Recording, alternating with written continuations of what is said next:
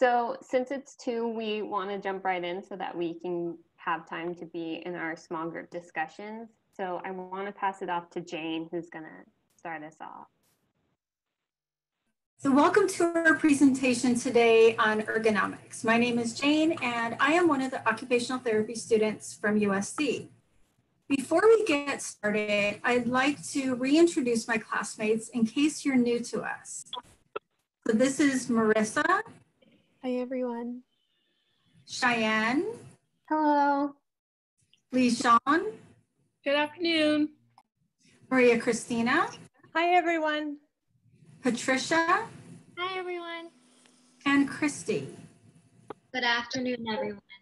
So as we start today, please make sure you have the body scan handout printed out or have a blank piece of paper and some colored pencils or markers for our activity today. So if you have that, please take a moment to go grab either one of those and then come back. So next, I'd like to ask you a few questions that you can think about and keep in mind during our time together today. Have you ever had an office chair that you really like the look of, but it's uncomfortable because the design causes you to sit in an awkward position? Or do you ever feel stress or strain in your neck, back, or wrists after you sit too long at your computer, or maybe with your phone or your tablet as you sit somewhere else in the house, like on your couch? Well, today we're going to talk about ergonomics, which many of you have expressed interest in learning about and address these issues. So could you go to the next slide? Okay, ergonomics comes from 2 Greek words, ergon meaning work and nomoi meaning natural laws. So combined, it means the science of work and how a person functions physically in their work. So it's truly an interdisciplinary science because it uses principles from engineering, physiology, and psychology. And it is important to all of our occupations. And if you attended our first presentation, you might remember that our occupations are the meaningful things we do each day. So ergonomic principles can be used to set up or modify our workspace, but it can also be applied to many more things than that. Like I said, such as using phones and tablets, sitting different places other than like a desk chair. And it is also important to other leisure activities such as hobbies, reading, and sleeping. And if we don't have good posture and positioning while we do these, we can get discomfort, which could lead to chronic conditions, and our performance can suffer. So recently, because of the safer at home orders, many of us are spending much more time at home, and a lot of that time ends up being at our computers. And our workstation may have been previously set up to be used for just an intermittent use or shorter periods of time, but now we're sitting longer. We're using Zoom, maybe taking a class online, communicating with others through the computer or a tablet, or continuing to work our current job remotely. So let's explore some helpful ways to reduce the negative effects as we focus on the ergonomics of the home office setup today. And just a disclaimer, at certain points of our presentation, we're going to be doing some gentle, easy stretches. Please listen to your body and feel free to modify them if you need to, because you know your body the best. So now I'm going to pass it over to Cheyenne, and she's going to review our objectives for today. Thank you, Jane. So today there's a couple takeaways that we hope you can carry with you. We hope that you're able to develop some self-awareness about how your body feels throughout the day, identify risks and environmental factors that affect your health, gain an understanding of how to arrange your environment to support your own wellness, and finally, learn to incorporate some behavioral strategies to include breaks within your routine. So now I'm going to pass it off to Christy, who's going to talk about how we're going to achieve these objectives. Thanks, Cheyenne. So the plan for today is we're going to start with a body scan activity, and then each of the team members will walk through areas of the body and understand how posture and environmental factors can affect our health. And throughout these slides, we will lead you to some stretches and just to remind you to be mindful of your body. And if at any point you're feeling discomfort or pain, please stop or modify the activity as needed. And then we're going into small group discussions. and then we'll come back to this big group again to share our takeaways. So I'm going to pass it on to Maria Cristina to lead us through the body scan activity. Thank you, Christy. So now we're going to do a body scan. Has anyone ever done a body scan before? You can raise your hand if you have. Okay, I see some hands. It involves paying attention to your body in a gradual sequence because we want to establish a baseline right at the beginning of our presentation. We want you to feel how your body is doing. Is there any discomfort in any parts of your body? And if so, where? Does any part of your body feel good? And if so, where? So awareness is key in order to make changes. Have your handout of the human figure next to you so you can star areas that might feel uncomfortable. And if you did not get a chance to print it out, you can just draw a stick figure and mark it there. Okay, so we're gonna sit comfortably. I invite you to relax, to maybe close your eyes or leave them open, whatever works for you. We're gonna go from the bottom up and the outside in. So exhale here and go ahead and notice your feet. Maybe wiggle your toes a little bit. Sense if there's a foot that feels a little bit more uncomfortable than the other. Notice your legs, your calves. Is there any tension there? Continue to breathe as you bring your attention to your knees and your hips. Notice if one knee is more turned in than the other or turned out. Continue to breathe. Notice your hips. Is one hip heavier than the other? Do you tend to put all your weight in one hip more than the other? Keep exhaling and inhaling as you take your awareness up your back, and we'll think of our back as our lower back, our middle back, and our upper back. So wiggle a little bit and notice, is there any tension in my lower back? How's my middle back? How's my upper back? For me, I hold my tension in my lower back. And now we'll go to the arms. So maybe wiggle your fingers, maybe circle your wrist. The wrist gets so tight from computer usage. Check out your dominant hand. Is it a little bit tighter than the other? Keep traveling up your arms. How are your elbows today? A lot of you are moving. That's wonderful. Check your shoulders. I tend to hike my right shoulder up. So just notice your shoulders, how they're doing. Moving up now to the area of your neck. Maybe bow your head a little bit and sense, how's your neck doing today? Keep breathing as you travel up to your head. Sense your jaw, your eyes. You might blink a little bit. So if there was any area or areas that jumped out of you, so for me it would be my lower back, right shoulder, jaw, and eyes. You just star it on your sheet of paper and also notice what parts of your body feel good today. And now Jane will begin talking about the feet and the legs. Thank you, Maria Cristina. So first we're going to be talking about the positioning of our feet and our legs as we sit in a desk chair, or if we're standing at an elevated standing desk. So just like Maria Cristina did in the body scan, we're going to start from our feet and go up through the body. So when you're sitting, it's recommended to keep your feet flat on the floor at approximately a 90-degree angle to the lower leg. And if you need to compensate for any height difference to keep that angle, you could use some sort of footrest. There's a lot of them available, or you could just make do with a box or something that works for you. So going up to your knees, you should have at least a 2-inch clearance between your knees and the undersurface of your desktop. You don't want your knees crunched up underneath your desk and not allowing you to move around a little bit. And then proper leg positioning is really important to avoid hip and low back strain. And did you know, when you take your feet, if you place them on the floor, if you keep them at approximately the same width as your hips, it will help your hips stay aligned. And hip alignment can also be negatively affected by crossing your legs or ankles. Crossing my legs is an area that I struggle with. Maybe not sitting at my desk, but if I'm like waiting in a waiting room or something, I tend to want to cross my legs all the time. Does anyone else have that same issue? You can nod your head.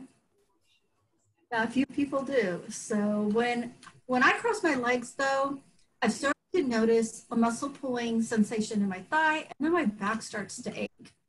And so I've been trying to stay aware of when I'd like to cross them and just find another good posture position, or get up for a quick walk if it's just something that's what I need to do. So then with regard to the thighs, I was wondering, do any of you ever feel like your thighs get numb or tingling after you've been sitting for a while? You could nod if so.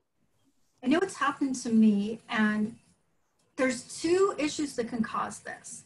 It's the edge of your chair, like the front edge, and the height of the chair. Edge of your chair should be approximately 2 inches behind your knees. And if you'd like to, take a quick moment and look down behind your knees at where the edge of the chair is compared to the back of your knees. A moment and do that. And like I said, it should be about 2 inches. And especially as I've been going through preparing this presentation, I've noticed that I've kind of had trouble in my own chair. And I realized that the edge of the chair is about 4 to 5 inches behind my knees and the edge, So this is causing some compression on my thighs. And I kind of got that numbness or tingling once in a while.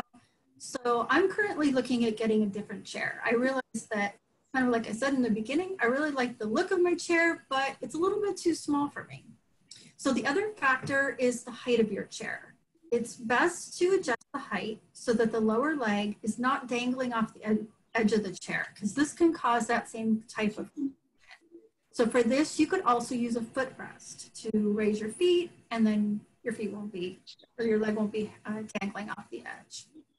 So lastly, I want to talk a little bit about using a standing or elevated desk. You may have seen these in the stores or online, and these are wonderful options to sit for a long period of time. But there's also things that can still happen when you're standing too long, which you can get stiffness, fatigue, and back strain here also. So there's a few things you could do to avoid that. And one is to be aware of your posture and not be like leaning forward looking into the screen. Using a cushion mat under your feet, you could shift your weight from one leg to another. And lastly, you could do some foot and ankle stretches, even in this position. So speaking of those stretches, let's go to the next slide, and we're going to talk a little bit about them. Thank you. So this slide has some simple exercises you can do while you're sitting or standing to increase or maintain mobility and circulation in your legs and feet. And we're not going to do them together today, but I'm just going to reference them. They're flexing and pointing your feet, which is the first one. Second one is doing ankle circles. And the third one is just wiggling your toes, even inside your shoes. And you'll be able to find this on the handout of stretches that should have come out with one of the emails. And then you can try these on your own. They're very simple. So now I'm going to pass it over to Marissa, and she's going to talk about the hips and the knees. Thanks, Jean. The recommendations for the hips and the knees is that they should be flexed to about 90 degrees. So if you notice in the picture on the left, the knees are flexed more than 90. Whereas the picture on the right, the knees are flexed to about 90, and notice that the hips are all the way back into the chair, which offers better support and will better evenly distribute your weight across your thighs. Also, like Jane mentioned in the previous slide, making sure that our feet are on the floor or on a footrest is really important because it can make that 90 degrees possible for our knees. The biggest risk in terms of hips and knees is static posture. So not changing your position often enough.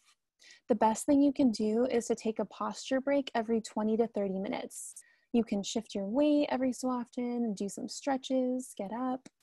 The reason that this is so important is that when you sit for too long in the same position, your hip flexor muscles become tight and your hip can then become stiff. And the hip flexor muscles, those are the muscles on the front part of your thighs. And when these muscles are so tight, it can make walking more difficult, which isn't good in terms of safety, and it can lead to lower back pain. Also, when you sit for too long, the muscles and tendons in your knee can become stiff and cause pain. If your chair is too low or your knees have simply been bent for too long, you can also experience pain. All of these points don't just relate to sitting at a computer or at a desk. These all relate to when you're sitting at the dinner table, sitting on the couch to read a book or watch TV. It's truly anywhere in the home.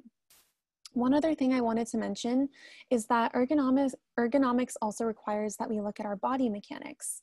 So if you're at a workstation or sitting down and you have to get up and pick up something from the floor or from a lower surface, or maybe you're at the grocery store and need something from a lower shelf, it's really important to bend at the hips and the knees when you go to retrieve that item.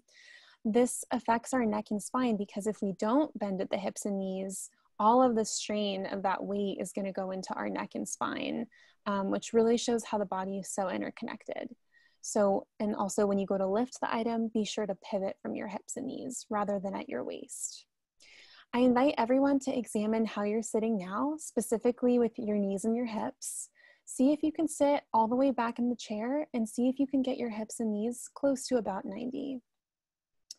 Next, I'd like to point out a stretch for your hips that can help relieve hip tightness, and it's something that you can do when you take a posture break. It's called the Figure 4 stretch, and this is a seated version of it. Has anyone done this stretch before? I'm seeing some nods. This is personally one of my favorite stretches of all time. I feel like I get so much tightness in my hips from sitting for the majority of my day. We won't be actually doing this stretch together, but you can find all of the steps on the handout that was sent to you. And I invite you to think back to the body scan, and if you feel any tightness or stiffness in your hips, and if you don't have any hip or knee precautions, this could be a really good stretch for you. And so if you're interested in learning more about how to do this stretch and making that work for you, feel free, you can sign up for a one-on-one consultation with one of us, and we'd be happy to assist you with that. Next, I'm going to pass it on to Christy, and she'll talk to you about the back and the spine. Thanks, Marissa.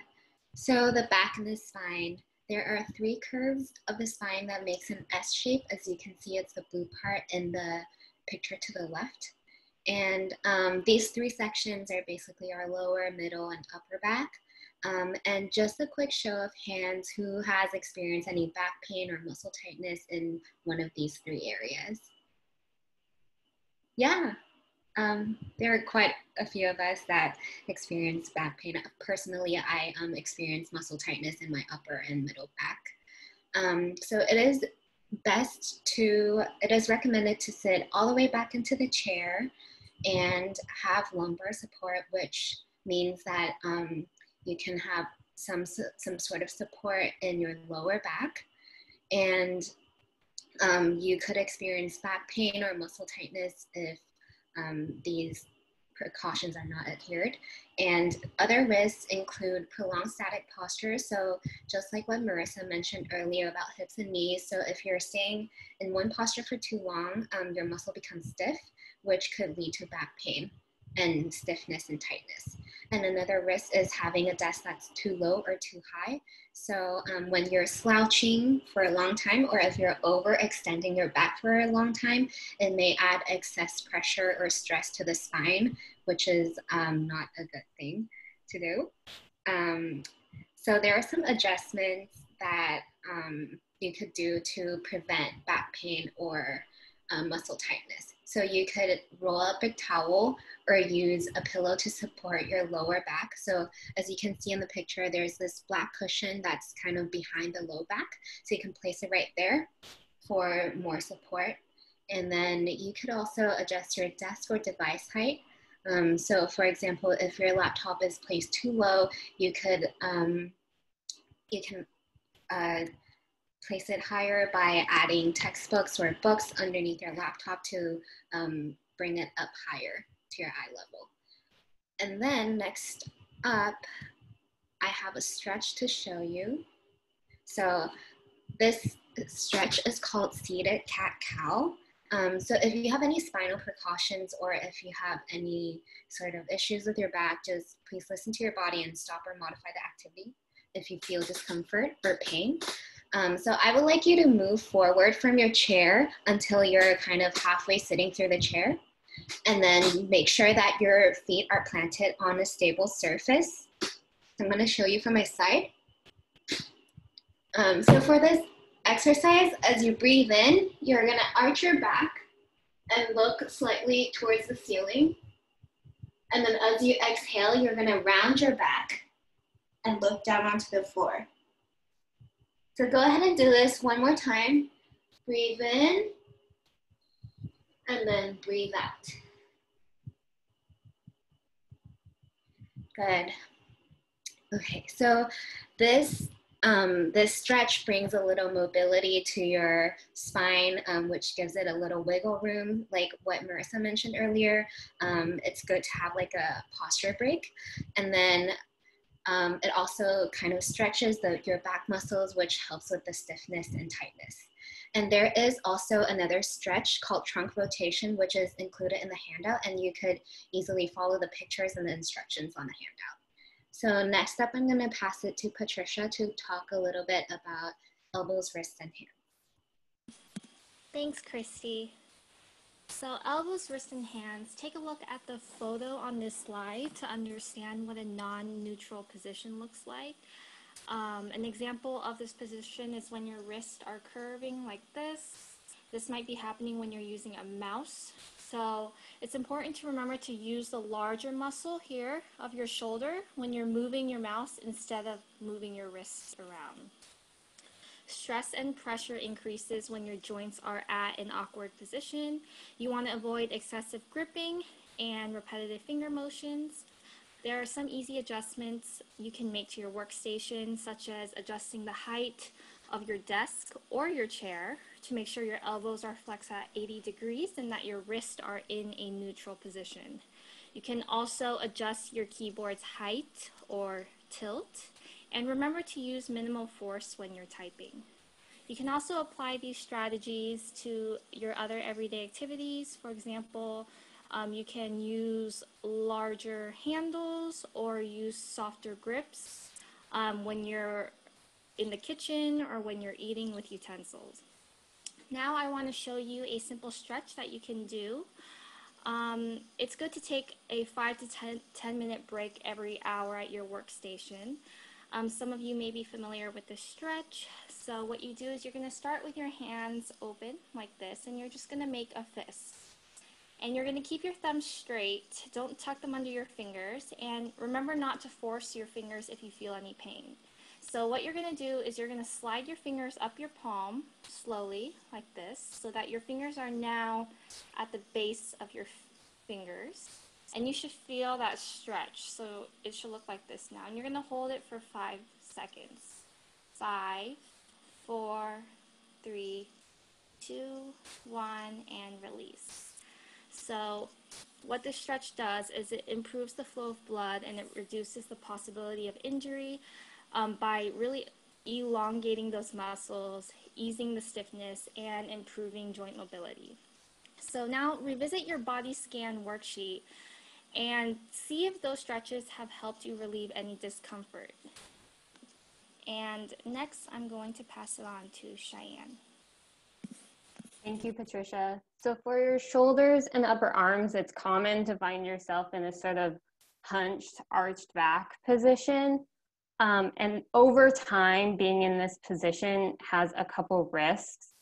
Like Christy mentioned before, it can strain more of your back. It can also impact balance, which is really important for safety, especially during mobility and getting around your home and the community. It also lengthens the muscles in your back and tightens the area in your chest, which pretty much causes you to be in that position more often than you normally would have. So in order to counteract this, we recommend the neutral posture, which you might hear throughout the rest of the presentation. This pretty much means that your shoulders are over your hips and your ears are over your shoulders. And doing this can help counteract that forward-leaning posture. And take a moment, adjust yourself into that neutral posture and see how it feels for you. If you feel like it relieves tension on your back, please mark that down in your body scan document. This also might feel a little bit uncomfortable. That just means you're not used to being in this position, and try and consciously thinking about getting into this position throughout your day can help your body relearn how to be in this posture. We also recommend implementing reach zones. There are 3 zones. The green zone, which is the area you can reach when your back is against the chair and your elbows are bent at your sides. The yellow zone, which you can reach if your back is against the chair and your arm is straight out. And then the red zone, which you reach out farther and you have to lean forward. The green is where you put frequently used items, yellow is less frequent, and then red is rarely. So as you can see, the picture shows a desk, but you can also use this in other areas of your home. The dinner table is often set up this way with your plate next to you and your cup out in the yellow zone. I also use this when I'm prepping food. I cut a lot of vegetables, so I bring everything to my table and I set my cutting board and my knife in front of me with the vegetable that I'm cutting. I put whatever I'm putting it in the yellow zone, and then in the red zone goes the things I'm gonna use to flavor it, like salt, pepper, olive oil. So think of other ways you can implement these reach zones throughout your home. And implementing these into your life can help prevent more strain on your back and shoulders. So now I'm gonna pass it off to Lishan, who's gonna talk about your neck and head. Hi everyone, so I will be talking about the neck and head. Head and neck discomfort can be really common, and one of the postures that a lot of people do that often leads to that discomfort is this picture on the right hand side of the screen. It's called forward head posture. So a lot of people go into this position when they're really focused on something, or if they're looking down at their phone or reading, we tend to kind of bend our head down and forward. How many of you have ever caught yourself in that position? You can raise your hand to show me. Yeah, so it's very common that happens. And typically your head weighs about 8 to 12 pounds when it's in that upright position. So you can see the photo on the right side or on the left side. But research has shown that for every inch forward your head moves, the weight of your head can increase by 10 pounds. And that extra strain goes into your neck. So your neck has to bear the weight of that head. An ideal position for your neck and head is the picture on the left. And basically that's where you're in a neutral position where your neck is upright and your head is in the middle of your neck. And an easy way to tell is when your ears are over your shoulder and the weight of your head feels more supported. So now for the activity we're gonna do something called capitation.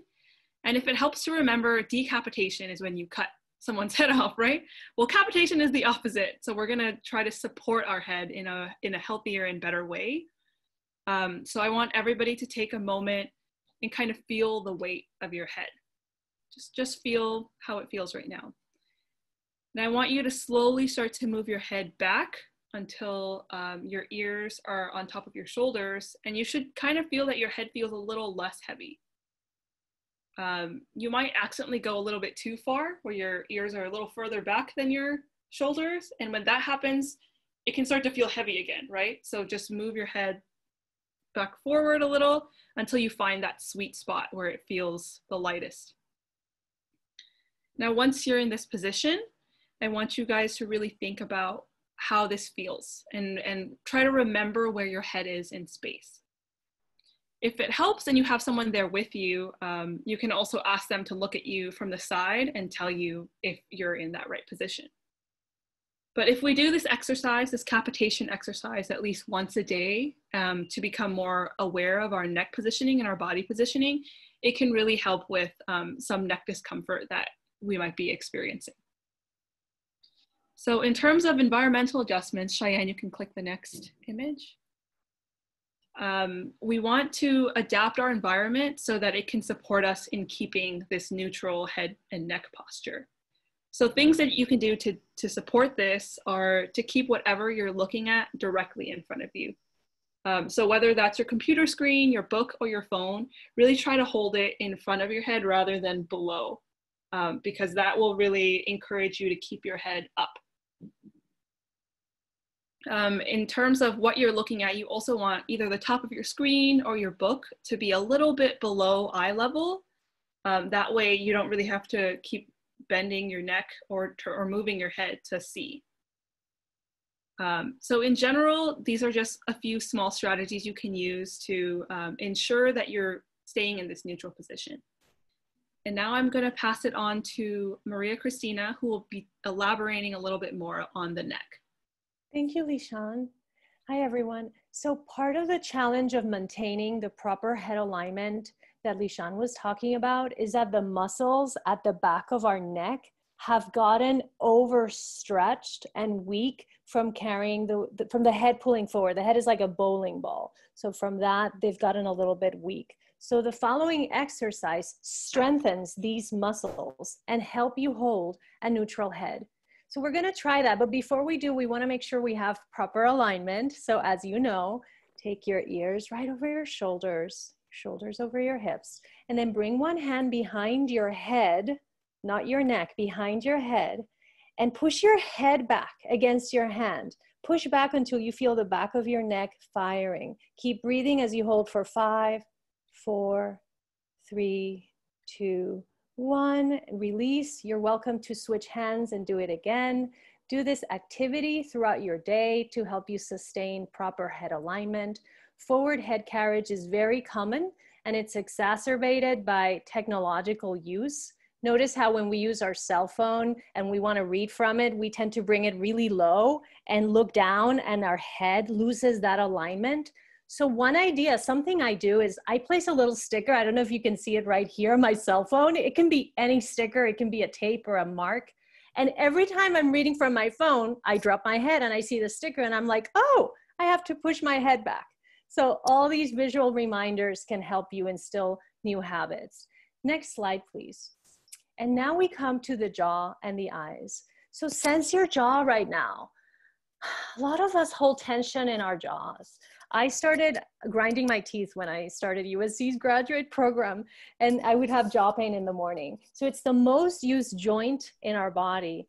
And a lot of us hold tension there, and that can manifest as clicking when we open our jaw, stuffiness in the ear, facial pain, headaches. So when it comes to the jaw, prevention is key. A recommendation to help relax your jaw is where you place your tongue. A lot of us don't think about our tongues, but the tongue has an ideal resting position. And that is that the tip of the tongue goes to the roof of your mouth behind the front teeth, kind of in a place where you make a clucking or clicking sound. So we're all muted, so go ahead and go like that. And notice how your tongue went up? Yeah, I know, isn't that interesting? So the tip of the tongue ideally rests at the roof of the mouth behind the front teeth. And when you do that, you will not clench your jaw. So try it and see how you feel.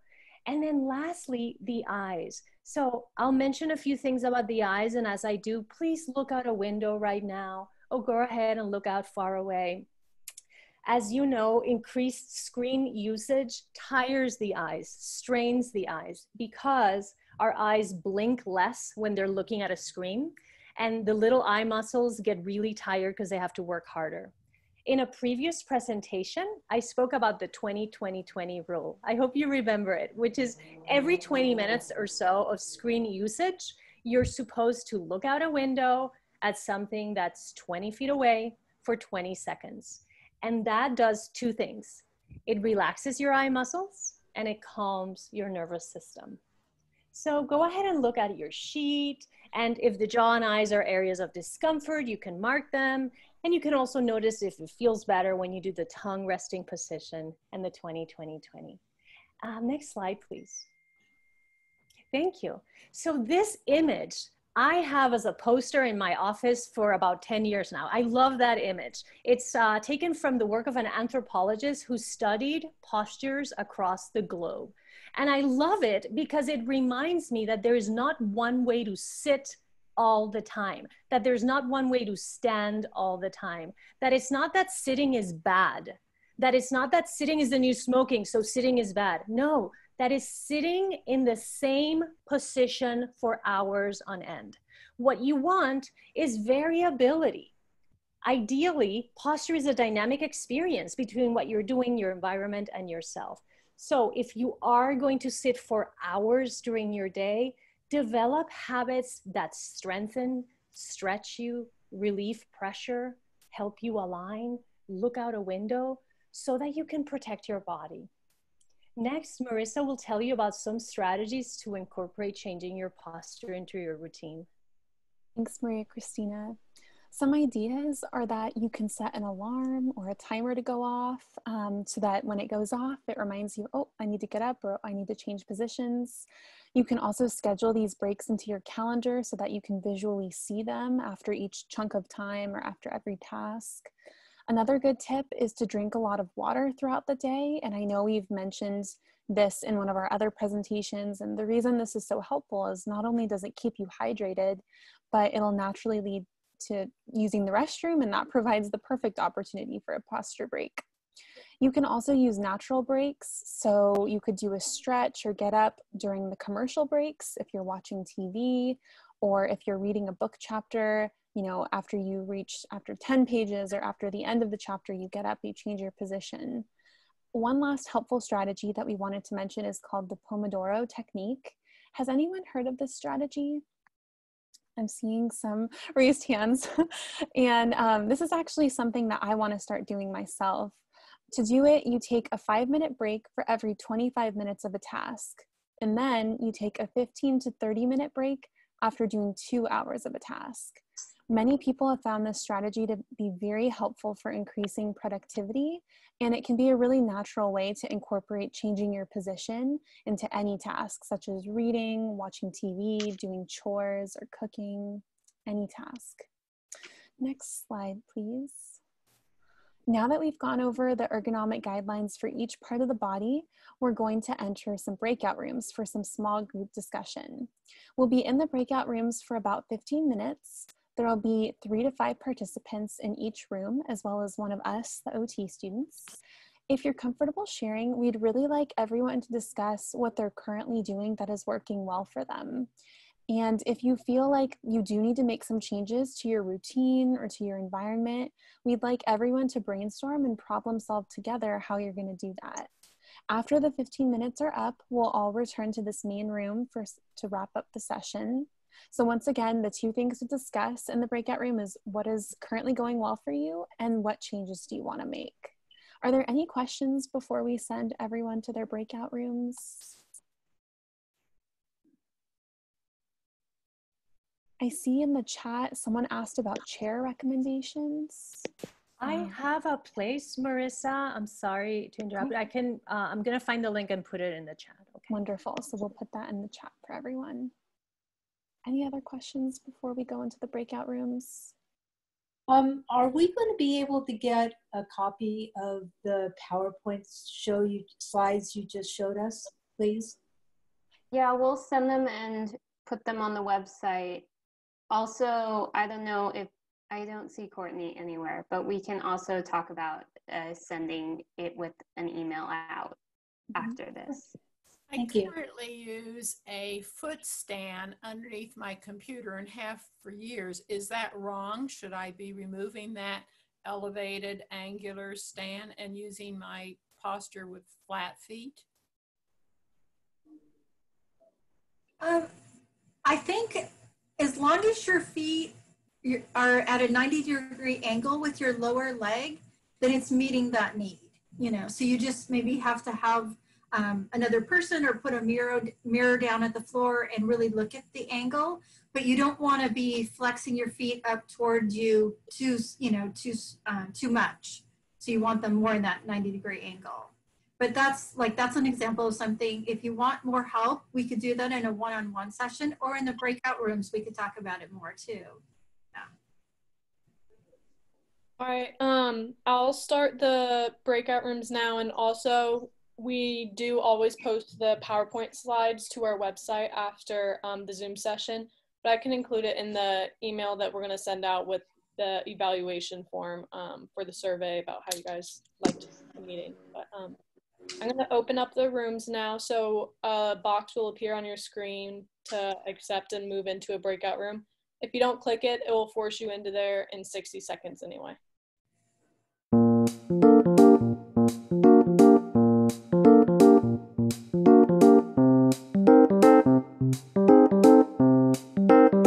Okay, thank you everyone for participating in the breakout rooms. We hope you've had engaging conversations.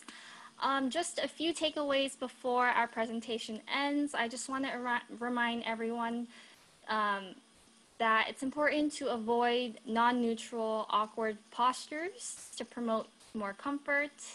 And today we've gone over ergonomics at the workstation, but remember you can apply these principles that you learned about posture, static positions, repetition, force, contact stress to your everyday activities.